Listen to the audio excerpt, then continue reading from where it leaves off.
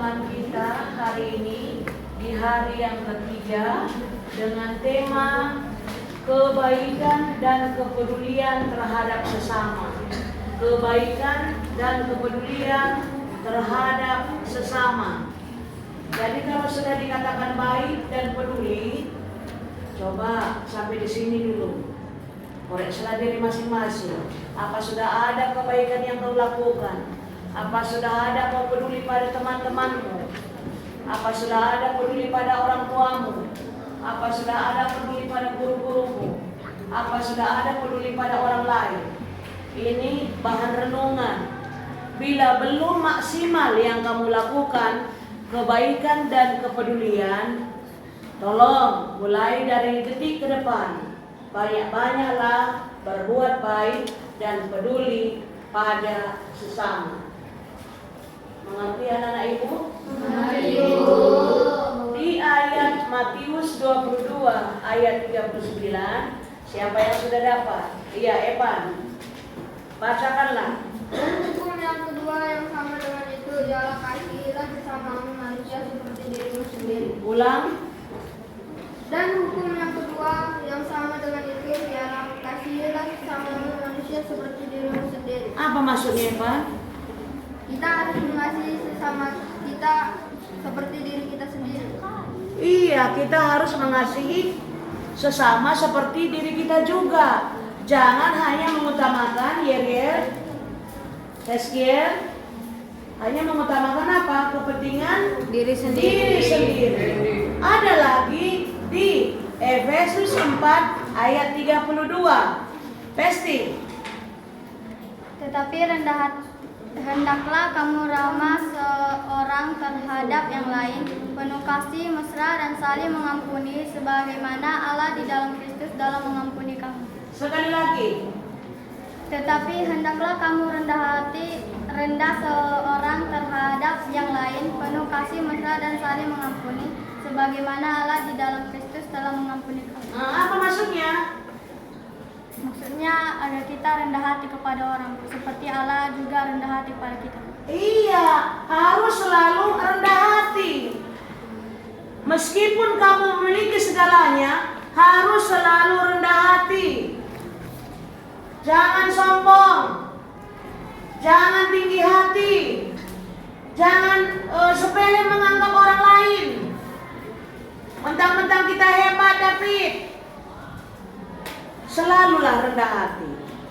Ada juga di bagian kepedulian di Yakobus 2 ayat 17. Misal Yakobus 2 ayat 17. Demikian juga halnya dengan iman. Jika iman itu tidak disertai perbuatan, maka iman itu pada hakikatnya adalah mati. apa maksudnya? Maksudnya, Bu, jika kita tidak memiliki iman atau tidak disertai dengan perbuatan, maka iman itu akan mati. Iya, iman itu berarti harus hidup. Selalu dilaksanakan dalam kehidupan sehari-hari. Paham itu, Cervin? Kita lanjut lagi di Lukas 10 ayat 25 sampai 37. Grace, apa yang dikatakan di sana? Yesus menceritakan Buat suaramu.